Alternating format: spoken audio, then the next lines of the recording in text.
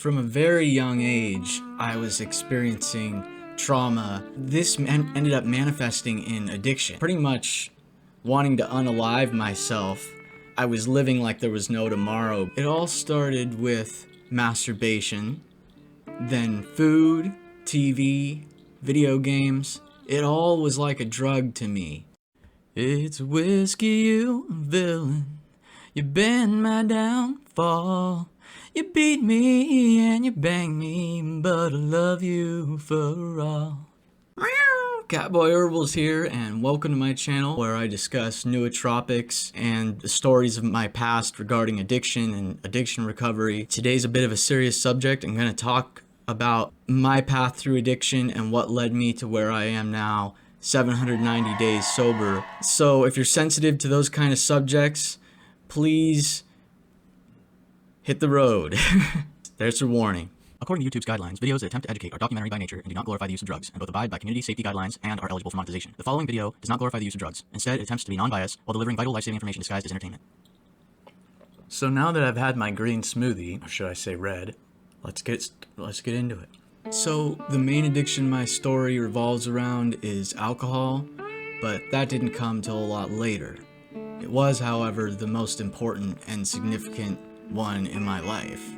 I was a rebellious teenager, always trying to escape from my own mind and my own emotions. From a very young age, I was experiencing trauma through events that were taking place, which I will share more detail about in a later video. But this ended up manifesting in addiction. It all started with masturbation, then food, TV, video games. It all was like a drug to me. I got addicted to all of it, and I was unhealthy as a result. And this larger pattern of childhood shows an obvious affinity for addictions, and I think it was always a way for me to escape from the situation that I was in. Now, when I say it started with masturbation, I mean early, like 4 years old. I had a precocious puberty, and as a result, my sexual hormones came up early, and my sexual development came up early, and I had, an extreme sexual libido that was not normal for a kid my age. And, it was just out of control, along with all these other addictions that I had developed. My early teens was when things took a step up.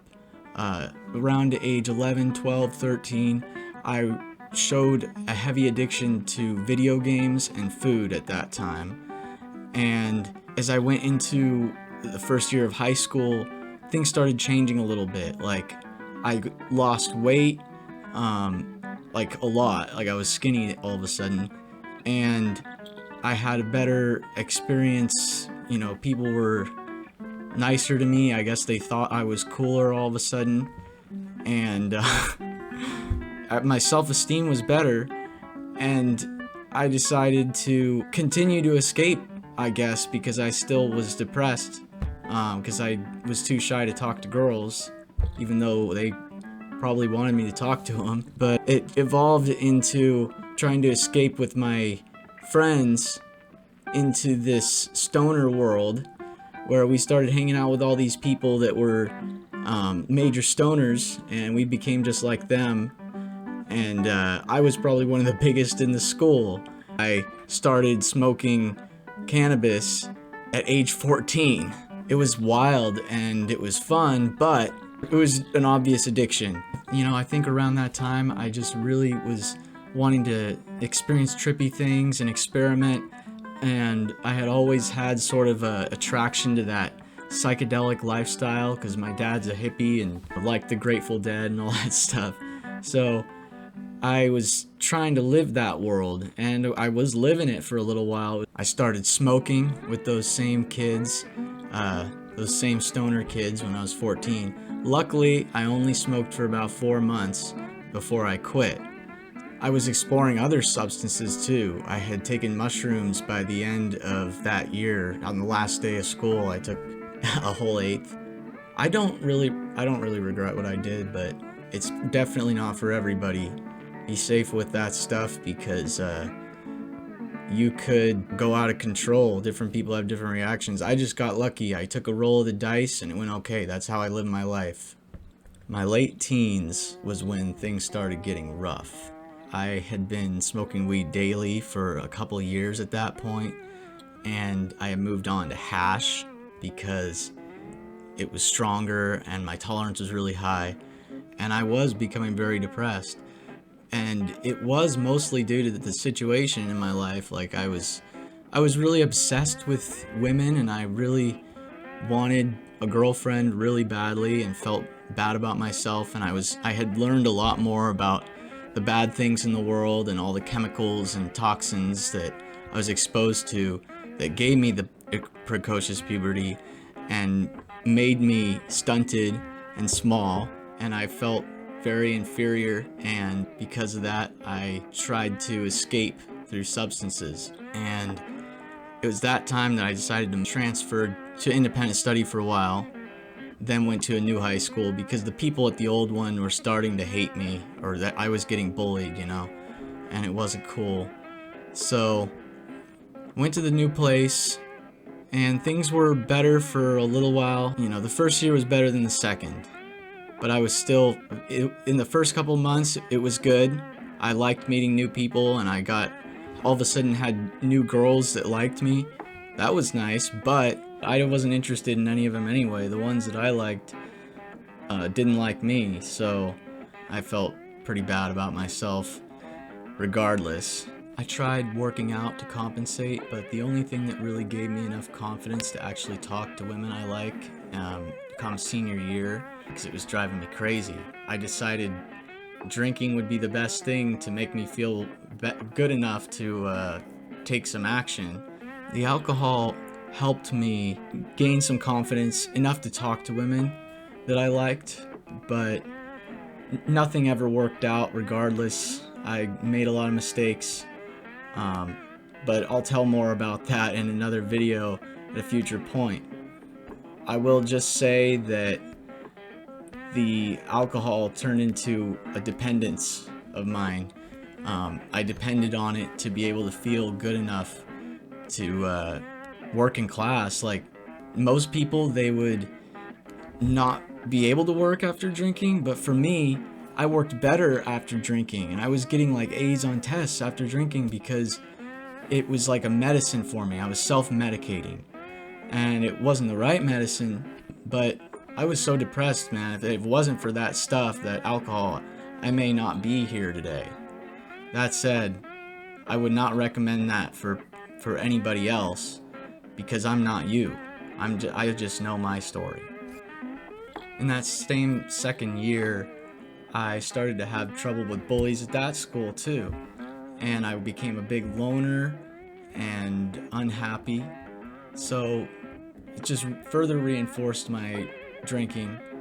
I would be working like around the house to make enough money to go and spend $40 on liquor. I was drinking 4 days a week, and I was getting cross-faded, so cannabis and alcohol, just really intoxicated 4 days a week, twice on each of those days. Lots of cannabis edibles, lots of bong rips, and lots of gin.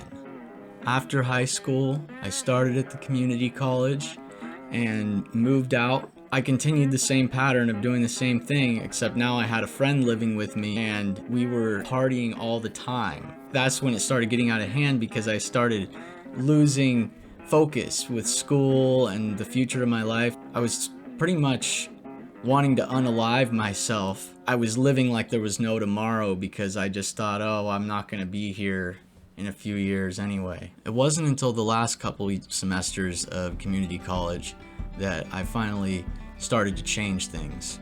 I was taking school more seriously, getting ready to transfer to a 4-year university. I was still drinking up until I was 21. Before I was 21, I went on a trip and drank a lot on the trip, and I think I realized, holy moly, I need to take it easy now. But it continued for a little while, up until a quarter through my fall semester of that year, and I realized that I wasn't as quick as the other kids. I wasn't as focused.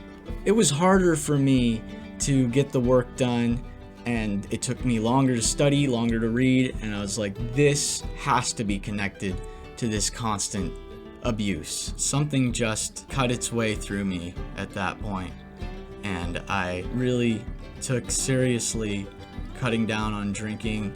I cut off all my addictions: cigarettes, alcohol, nicotine in general, cannabis, caffeine. Just cut it all out of my life for those last few months of school. And I ended up graduating that school close to the top of the class, at least for those last couple semesters. So after I transferred to the 4-year university, I was working really hard, continuing the pattern of academics, but I slowly started reintroducing these substances like cannabis. I would do once every 2 weeks.